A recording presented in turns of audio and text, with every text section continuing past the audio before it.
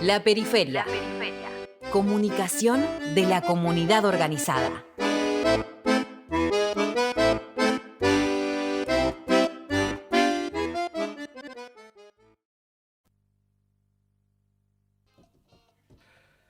Le vamos a dar la bienvenida a la periferia al ex embajador de México durante la gestión de Alberto Fernández y ex ministro de Trabajo de la Nación durante un largo periodo kirchnerista. Se trata de Carlos Tomada. Carlos, ¿cómo le va? Gustavo Ramírez y el equipo de la periferia le damos la bienvenida a nuestro programa. Buenos días. Buen día, mucho gusto y bueno, gracias por la presentación. Gracias a usted por dispensarnos estos minutos para hablar de un tema que no se está hablando, ¿no? De qué pasa con el trabajo en la Argentina, teniendo en cuenta, obviamente, que la visión que tiene este gobierno es fomentar el desequilibrio permanente entre capital y trabajo, en detrimento del trabajo y a favor del capital.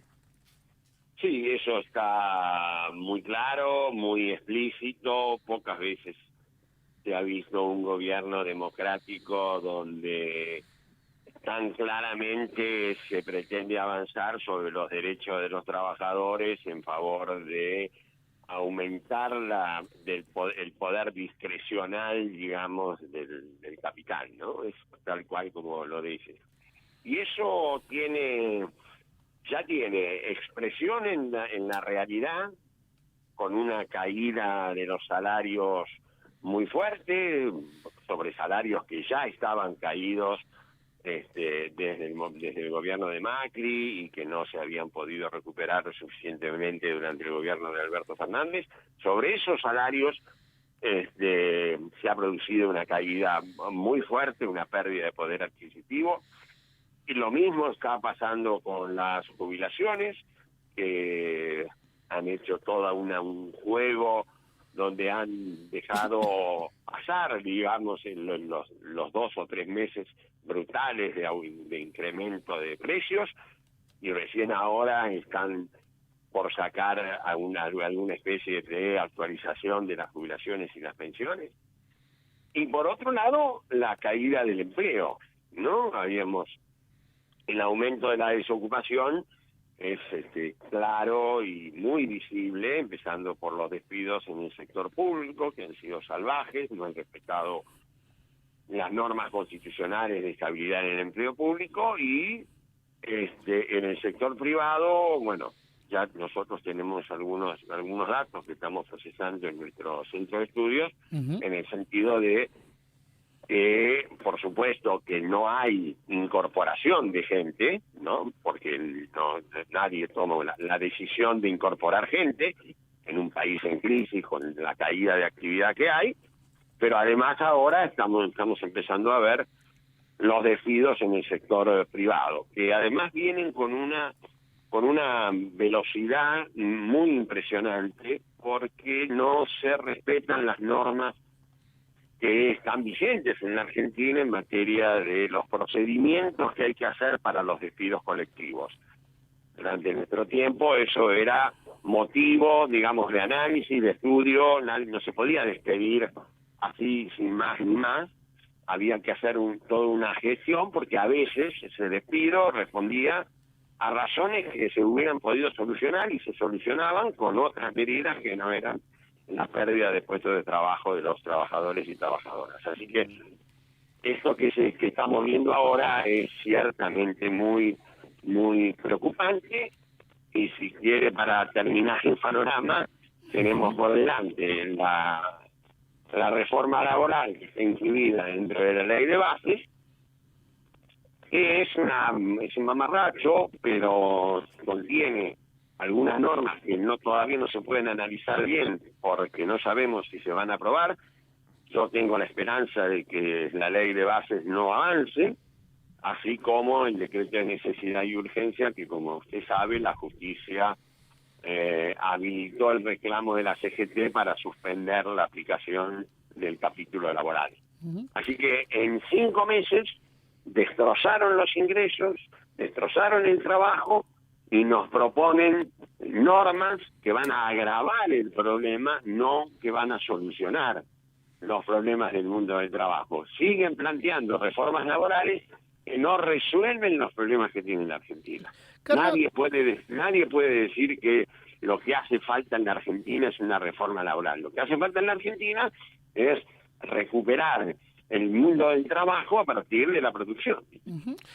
En ese sentido, Carlos, durante el proceso democrático hasta la fecha, en mayor o menor medida, ¿el trabajo ha perdido centralidad en función de esa conceptualización que tenía el peronismo para generar la organización de la comunidad? Sí, yo lo que creo que es un proceso muy notable. La pérdida de la centralidad del trabajo tiene que ver con el fenómeno mundial de la globalización y las nuevas tecnologías. Lo que ocurre es que no todo cambio tecnológico necesariamente tiene que producir una retracción, una pérdida del trabajo y sobre todo, como muy bien dijiste, de la centralidad. Yo insisto, el trabajo no es un tema solamente de especialistas, de abogados, sociólogos, ni que le digo economistas, sino que el tema del trabajo es un problema de la sociedad. La Argentina, la identidad cultural de la Argentina está basado en dos hechos fundamentales: la presencia del trabajo como organizador social y la presencia de la educación pública como factor de incorporación y de igualdad social. Entonces, todos los gobiernos, las dictaduras, el gobierno de Macri, el gobierno de Milei, todos los gobiernos de derecha han sido en eso muy consecuentes. Atacan al trabajo y a la educación pública. Carlos, Daniel Capa lo saluda, un gustazo. Mucho gusto. Un gustazo. El periodo de mayor expansión de empleo, de generación de empleo fue 2003, 2008, digamos, 2009. Usted fue protagonista, obviamente, esencial de esa etapa. ¿Cómo se generó tantos miles y miles de puestos de trabajo dignos?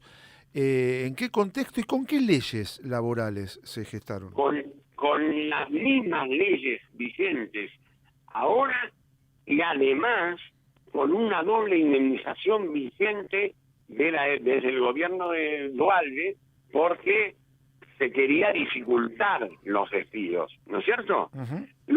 Lo remarco esto, porque todos los que dicen que el problema que hay que sacar los derechos, bajar las indemnizaciones, bajar licencias, porque eso desalienta la creación de empleo, yo lo que le quiero decir, que la realidad es que nosotros, con la doble indemnización vigente y con las mismas leyes vigentes que no se habían modificado, crearon millones de puestos de trabajo. Ahora, claro, yo tuve la suerte de ser ministro de Trabajo con dos presidentes a los cuales el empleo, el trabajo, era el eje central de las políticas públicas, era el eje central. Cristina dijo cuando asumió: si hay una palabra que define a nuestro proyecto, esa palabra es trabajo. Entonces, eso no era discursivo, eso se llevaba a la práctica. Entonces, cuando arrancamos, empezamos muy fuerte con la obra pública, muy fuerte con las cooperativas, y eso fue reactivando el mercado de trabajo. Realmente tuvimos que hacer grandes esfuerzos para capacitar rápidamente. No nos olvidemos que veníamos de muchos años de alta desocupación. Claro. La última etapa menemista y la de la Alianza fueron de más de 20 puntos, ¿no? 2 dígitos de desocupación, claro, y llegamos al gobierno con 22% de desocupación.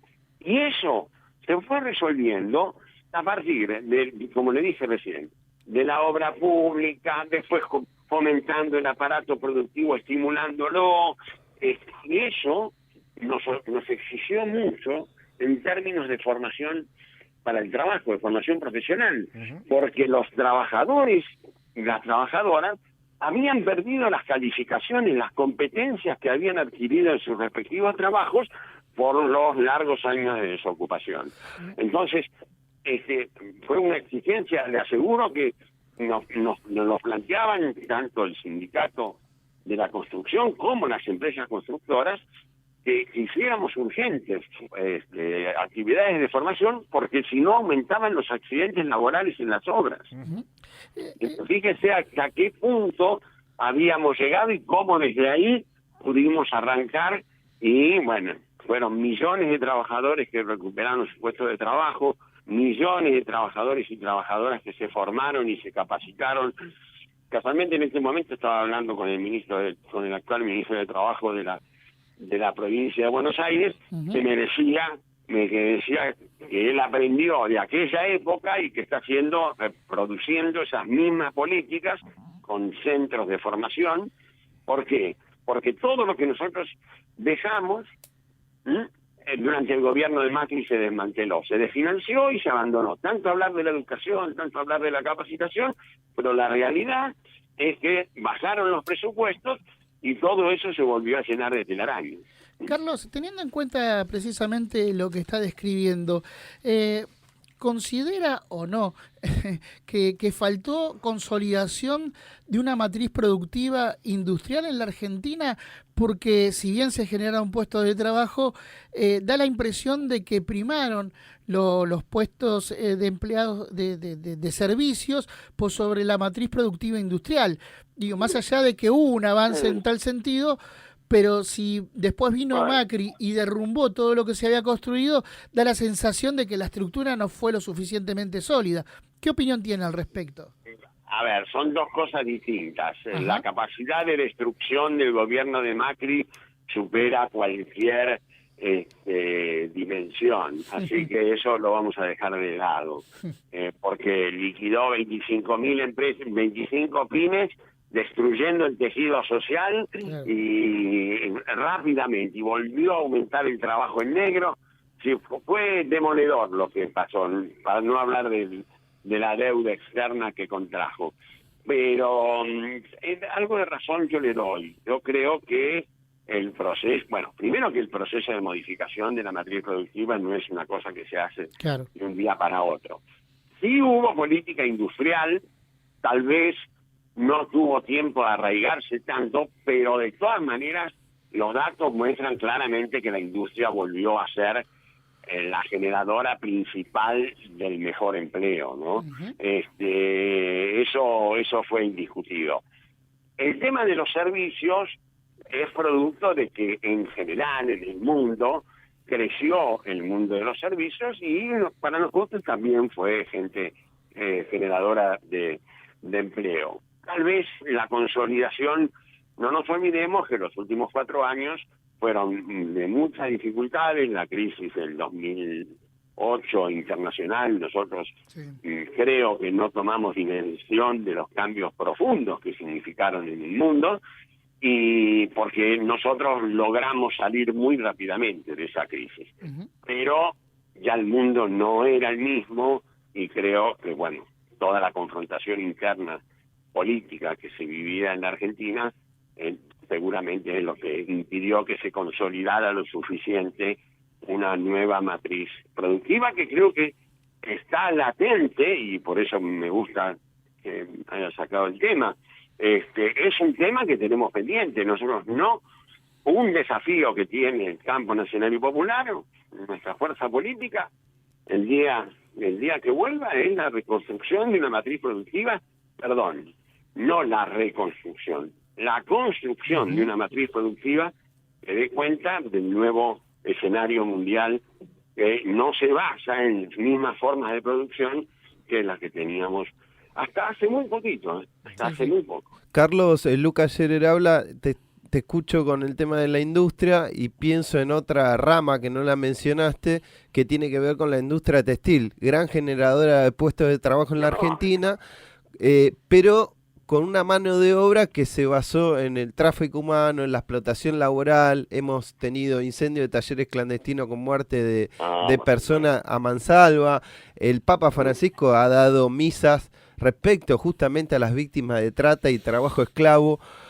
sabemos que es un drama a nivel global, o sea que en la industria textil Sí. a nivel global vive sin el lugar a tráfico, duda. la explotación. Pero, a ver, yo no hablé de ninguna rama industrial en particular, hablé en general de la industria.